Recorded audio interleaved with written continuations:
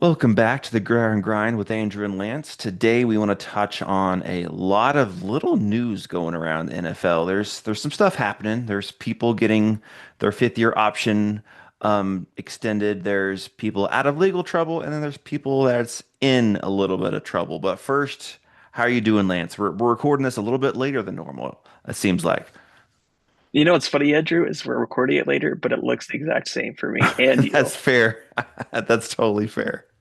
because we just can never get in the middle. It'll never be in the middle hmm of the day with work and family. It's just not a hmm reality. So you That's either got to life. be an early bird or a late bird. And today we're a late bird. Yep. Andrew, on a different side note, I take a trip next week for work, so I got to make sure to bring the pillow with me. Yes, yes. We That got to set that you would some be, reminders. You got to put a reminder on your phone, like a random alarm. You're like, "What is this alarm?" And it says pillow. You're like, "Oh." dude. I'm gonna be so mad at myself if I forget a pillow. That would hmm be. Oh, I got to come back to this. What did we settle on?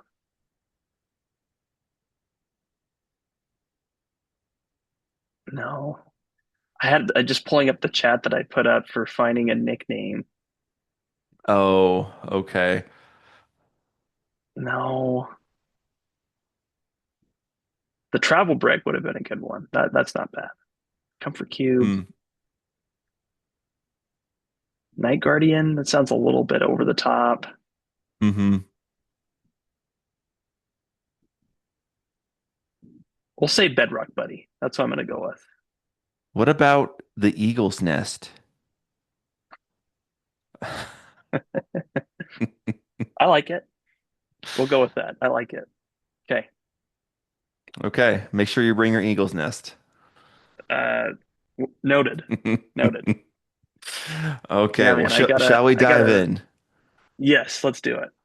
Okay. Okay, where do you want to start? Because there's a lot of little things going on. Do we want to just get the drama out of the way with, the pictures and the speculation and just touch on that really quick?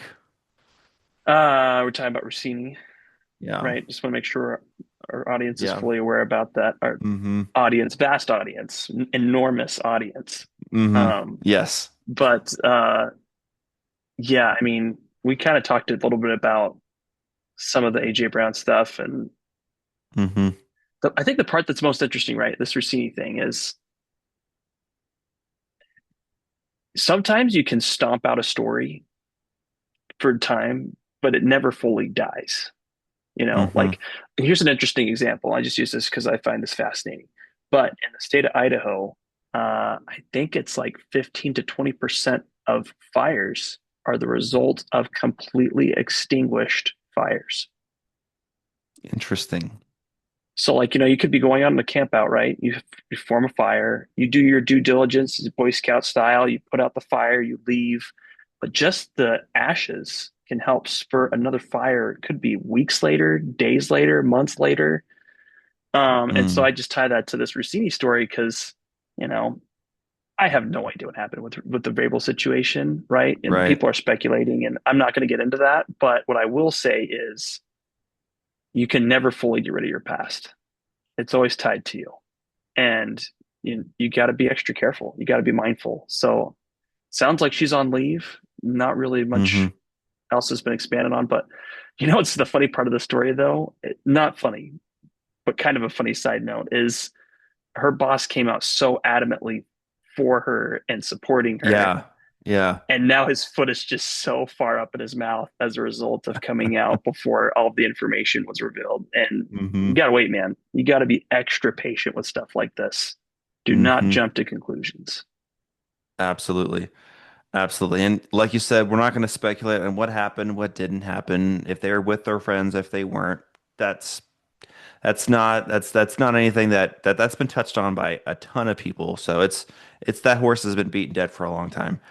Only thing that I would be a little sad in is now, unfortunately, female reporters, they're going to be set back a long time because Diana was huge in that world. And even if this was nothing at all, it still is a very bad look, and female reporters are going to be set back a long time because of this. And it just sucks. It just sucks Well, I because mean, and even though I've had my issues with Diana, especially with just the Aaron Rodgers thing, she's still really good at what she does. Really good at what she does. And it just sucks.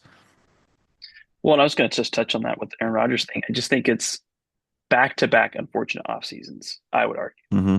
you know, different ways, right? One way is you're just got a story wrong, and Hmm. she's going to probably adamantly die on her hill that she was not wrong. We just didn't hear anything. But I would say, in large part, was wrong about the McCarthy Art Rodgers speculation.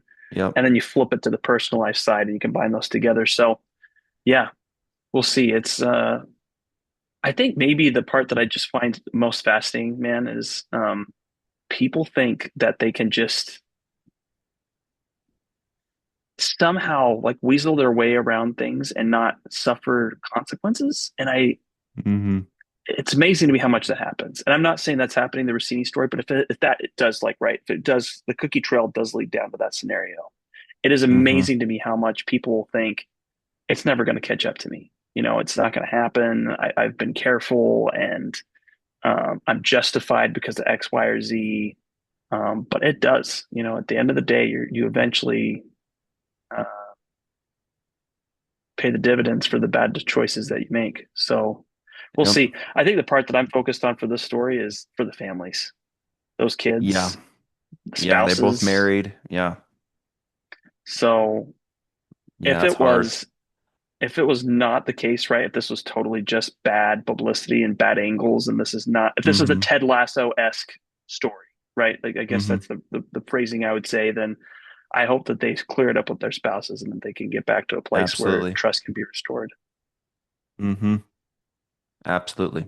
That's the biggest hope is that there were no negative effects to any kind of family, any kind of spouse, any kids. So Yeah, yeah, we'll see what happens. But let's move on to actual football news instead of just, love it. gross speculation. Um, let's start with the Houston Texans. Let's start there because CJ Stroud had his fifth year option taken, and so did Will Anderson. And I think that one makes a lot of sense. But how do you feel about CJ Stroud getting his fifth year option, fully guaranteed fifth year, even though the past couple of years has been kind of iffy, especially in the playoffs? How are you feeling about that? Because I'm kind of torn on it. I'm literally like smack dab in the middle.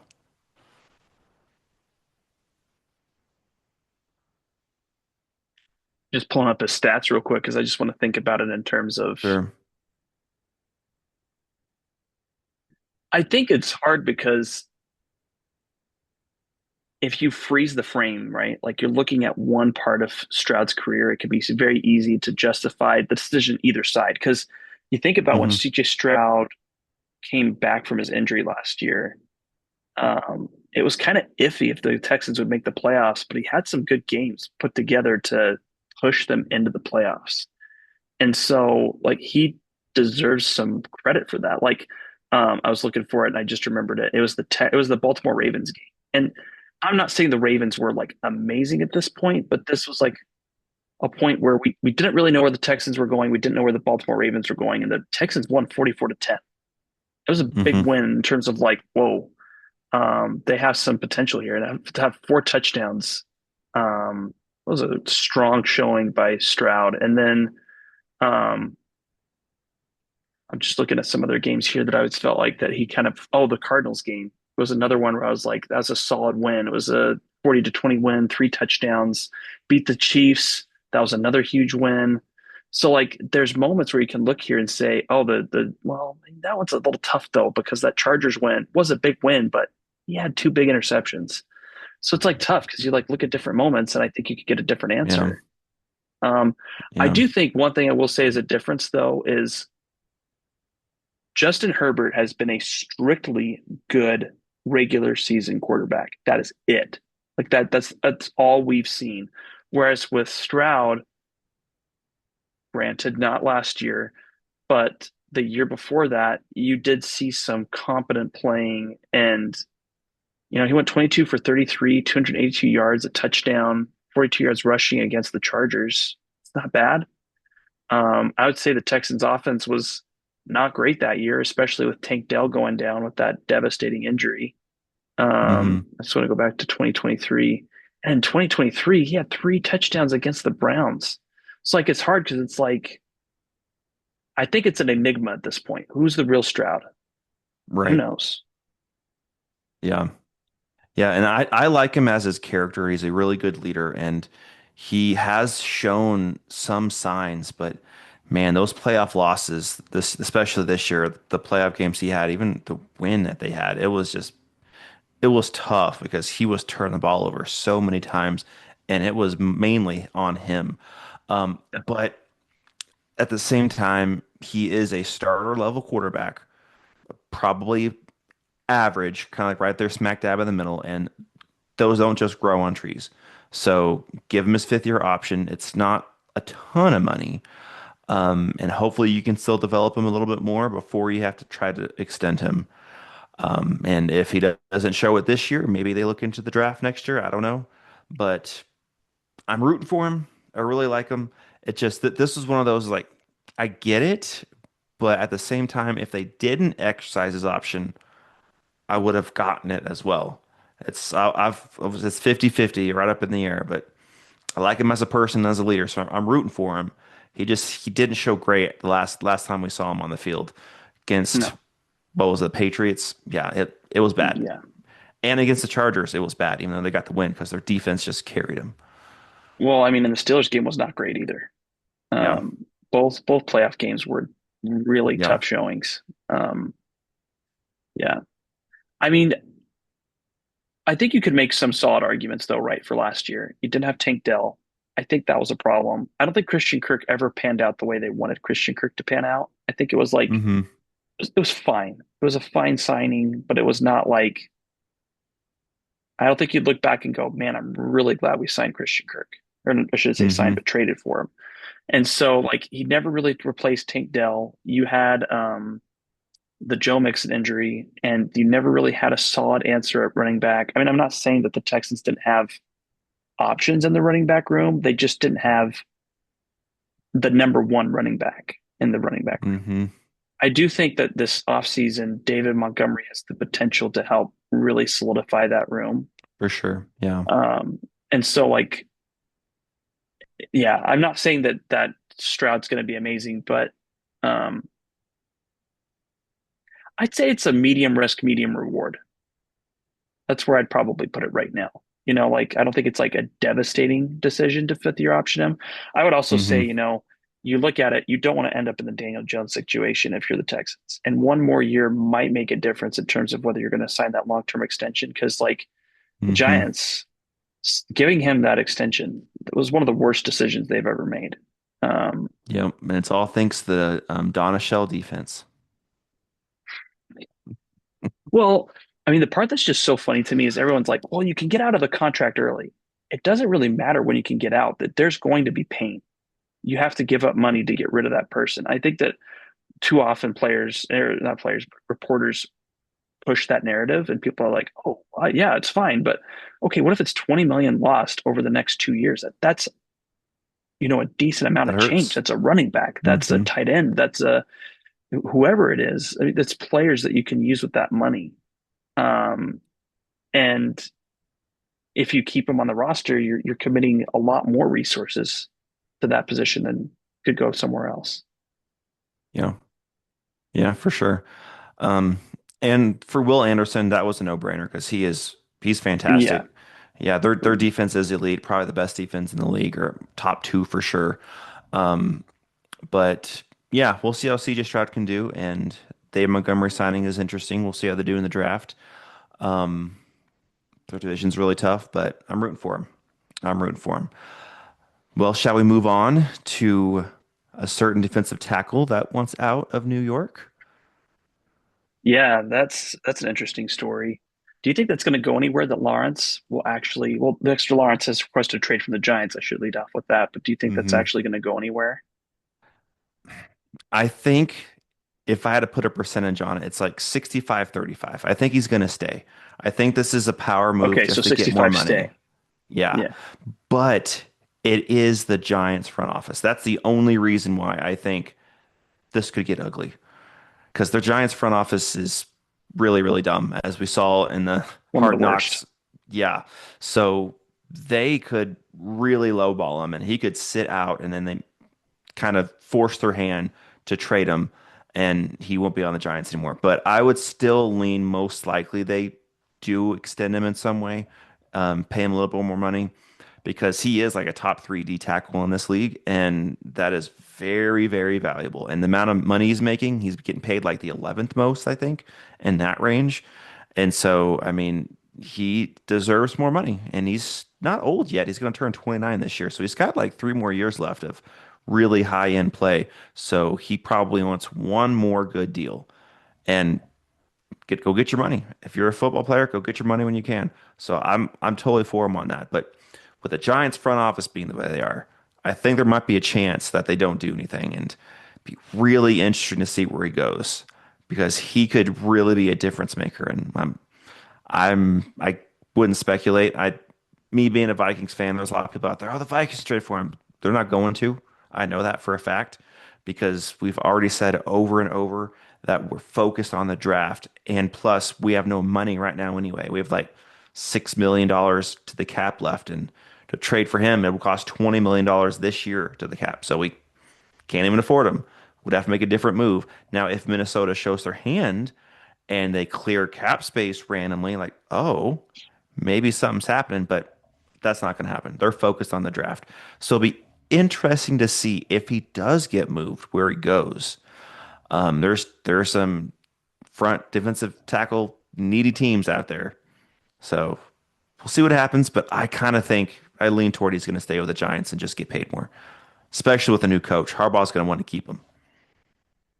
I just don't really see why I'd want to leave. I mean, to me, I think right now, I know the GM situation's rough in New York, but Hmm. right now, if you're looking to buy stock on a team that you're willing to take a gamble on to go over their wins, I think that's a team you buy stock in. It's fair. Yep, that's fair. I mean, and that's to the detriment of the NFC East, which is such an unfortunate development because it was so nice to look forward to a couple wins every year, thanks to the Dable Hmm. Giants, and yeah, I'm And not you know, looking it'd be forward an to that. interesting conversation. What division is tougher, NFC East or NFC North? I think that is a very interesting conversation. I could go either way on that, just off the top of my head, because all four teams in both divisions, if they made the playoffs, you'd be like, all right, that's not Well, I shocking. mean, it's interesting because like you look at it, I think the Packers are going to take a step back this year. It's possible. Yeah. I just don't see what they did to get better. I see what they did to get worse. Hmm. I know you have Tucker Kraft coming off an injury, and that's wonderful. But it, my personal motto as a team, you should never bank on people coming off of injury. It's just a bad strategy. Hmm. You don't know what type of player you're going Sure. to get. You could refer to the Adrian Peterson example, right, for the Vikings. And yeah, he was amazing after he tore his ACL, but he's also freaking Adrian Outlier. Peterson. Yeah, that's an outlier. But I'm just saying that people can, they can Hmm. embrace that mentality of, oh, if this person did it, then this person can do it. And it's like, Hmm. it's just not even close to the truth. It's very, very hard to come. I mean, Patrick Mahomes, what type of quarterback are we going to see after this ACL injury? Yeah, Uh, Micah Parsons, he hurt his knee toward the end oh, of the that's year a last great year. point. You know, I just think that the Packers are in a rough spot right now. Hmm. You lost, we'll talk about it, but they lost two receivers. And who's going to make up the delta there that's left by those two receivers not being a part of that offense? Yeah. I don't know. They better hope Um, Matthew Golden has a huge jump in year two. yeah, yeah. I don't know. It's going to be interesting. So we'll see how it pans out. But Yeah. I think you got to pick NFC North right now because the fact that, well, I mean, It's close. If you want to pick the best overall team out of the four, or out of the 8 teams, I guess you could say, I'd probably give it to the Eagles there. But then after that, I think the NFC North might get the next three. honestly though, it's tough because are the Bears better? I mean, I think there's a case to be made the Bears are better than the Eagles right now. I hate saying that. I don't love admitting it, No, but I can't say that because they had so much puck luck with the turnovers last year. If the I mean, turnover that's ratio fair. was more toward even, probably like an 8 or 9 win team. But they got so many turnovers and so many fourth quarter comebacks that they won 10, 11 games, I think. And yeah, that's going to come back to the norm. Those fourth quarter comebacks doesn't happen every year, and those turnovers they alter every year. You can't get them, and the Bears lost all those guys that got those turnovers. Like their secondary, they lost like 3 starters. So I think they're going to come back to earth a little bit. Now, I'm not saying that they're going to be bad. They're still going to be a competitive team. They're well coached. Caleb Williams is a good quarterback. They got weapons. Their young receiving core is going to get better. Losing DJ Moore, I know he doesn't do much, but that's still a really good receiver you lost. But they're not better than the Eagles. Out of the 8 teams, the Eagles are still the best. But I think after that, I think the NFC North might get like the next 3 because I'm not really huge on the Cowboys. I know they got talent, but till they can prove that they can win when it matters, I'm.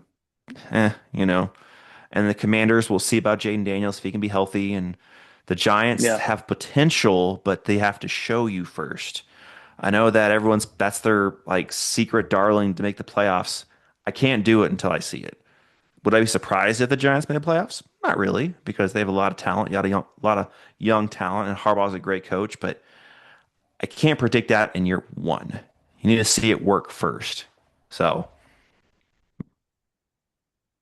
Yeah. That's fair, man.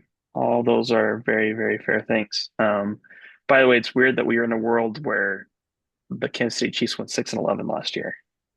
I just hmm saw that and I'm just like, wow, that is yeah, and just they have the ninth overall pick in the draft with that team. That's not fair. well, if you have a down year, man, play it right. hmm Tank away, NBA. That's what you do. You tank. You don't punish the hmm teams for tanking, you crybabies. Even though they're trying to pass rules to stop that. But anyway. Sorry. I get so fired up about it. The hmm NBA, man, is so broken. I want to watch the NBA more, but it's painful, man. It is so painful. Um, I just yeah. Anyway, we can get back on topic. By the way, I just want to say as a side note, I'm trying to get used to it, but I swear it feels like someone shaved the Tennessee Titans logo. So now they're a bald logo. I think it every time I see it. I don't know if you do, but I absolutely every time I'm like, oh look, there's a bald Tennessee Titans logo. So I just take a moment to appreciate that fact with that change this offseason. Yep. Yep.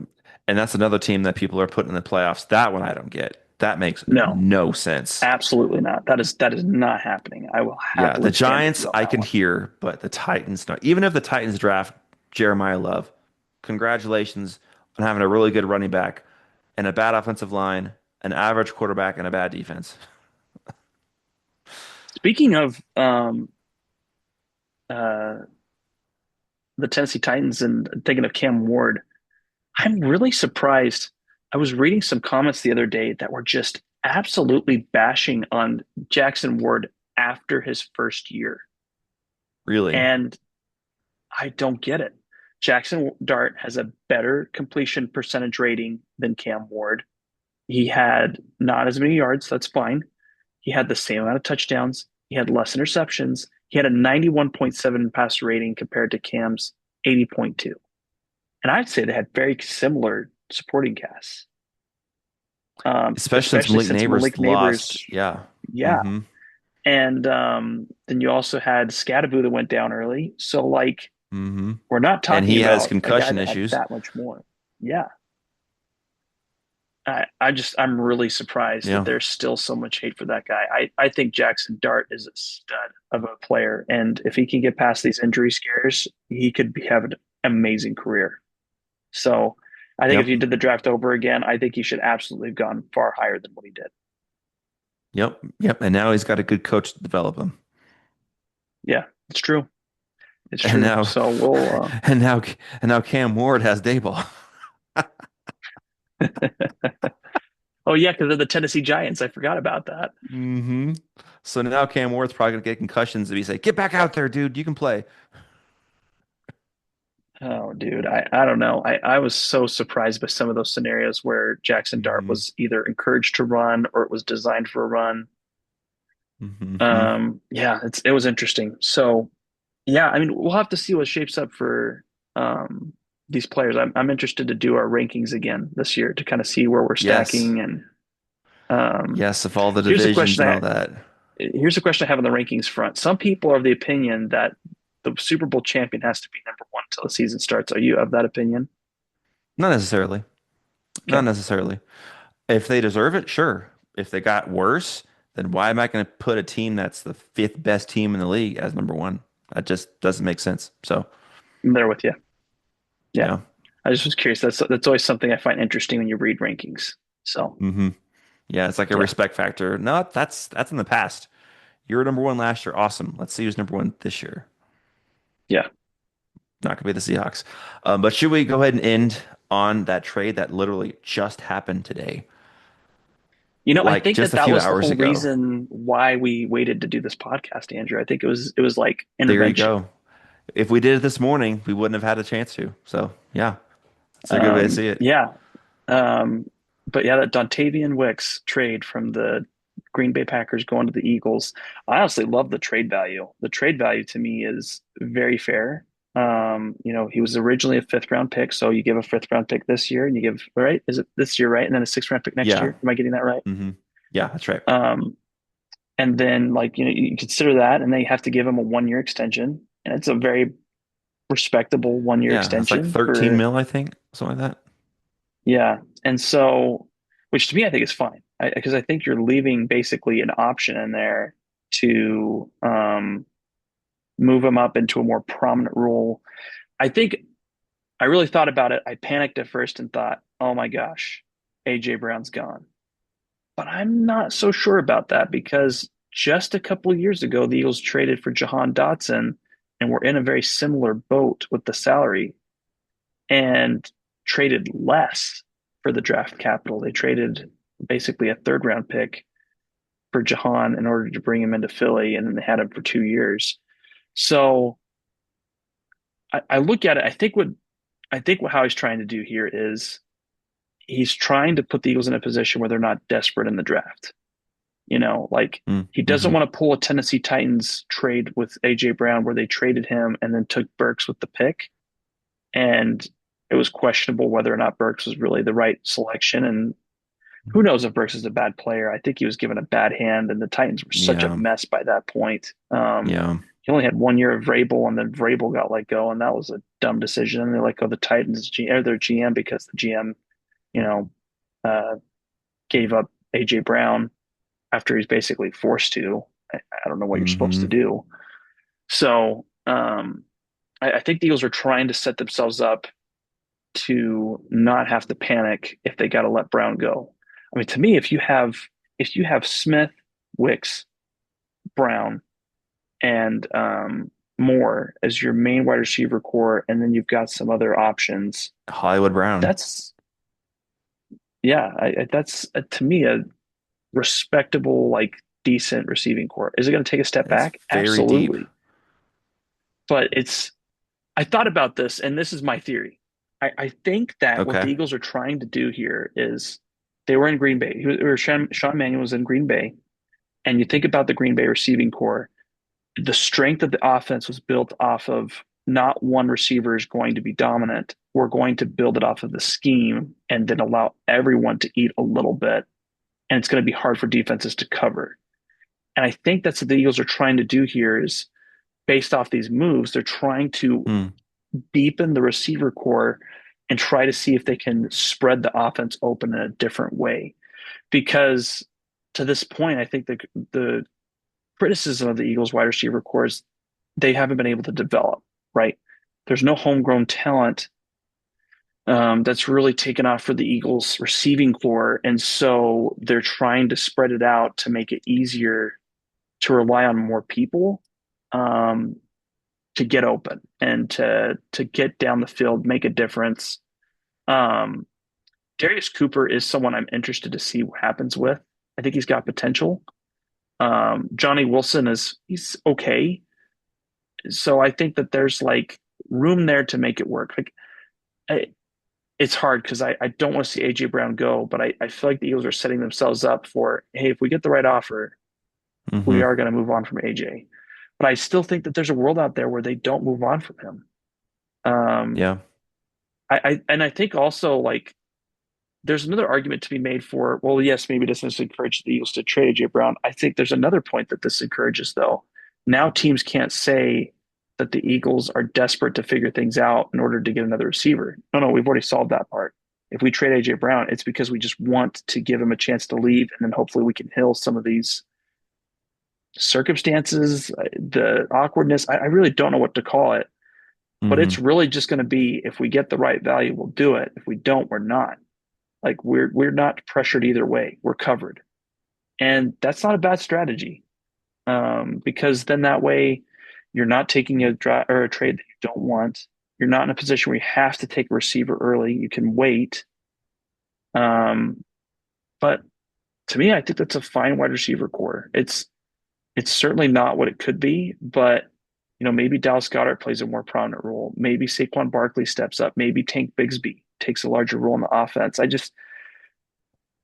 I don't look at it as if AJ Brown's traded that the Eagles can't compete. I think they could still be a competent offense. It's just really a matter of what happens. Does Sean Mannion take over and this offense look different? I think it could. I really do. So Hmm. it's really up to him. Yeah, absolutely. And it's going to be interesting to see what kind of formations he uses. Is it going to be more three wide receiver sets, more two tight end sets, mix of both? Because now you guys are deep at wide receiver, maybe not so much at tight end, unless you draft a certain tight end in the first round. I picked 23, which little spoiler, we're going to get into a little mock draft action here soon. It's going to be a lot of fun. But as constructed right now, you guys have a ton of receivers and then one good tight end. So you might be running more three wide receiver sets out there, which is interesting. I mean, you could do AJ Brown, Devontae Smith, and then mix in Hollywood Brown or Wicks. Just mix and match whatever type of routes you want to run. And you picked up Elijah Moore too. It's like you guys are treating your wide receiver room like the Vikings are treating their quarterback room. Just stock it full of talent, and we'll see what happens when the season starts, kind of a thing. And best man win, and then we'll have availability to get rid of some guys and say thank you for your time. Maybe even trade some guys. Maybe they don't even trade AJ Brown. Maybe they trade someone else that they just picked up. Say, hey, we have Hollywood Brown on a cheap contract. You guys need a receiver. Will you give us a Yeah, sixth for him or something? I mean, that could very well happen. I do that all the time in Madden. In Madden, I'll sign a free agent and trade him all the time. All the time. I'm sure that makes your players feel really good, Andrew. Well, in Madden, they don't have any feelings, so it's all good. Or you just tell them to shut up.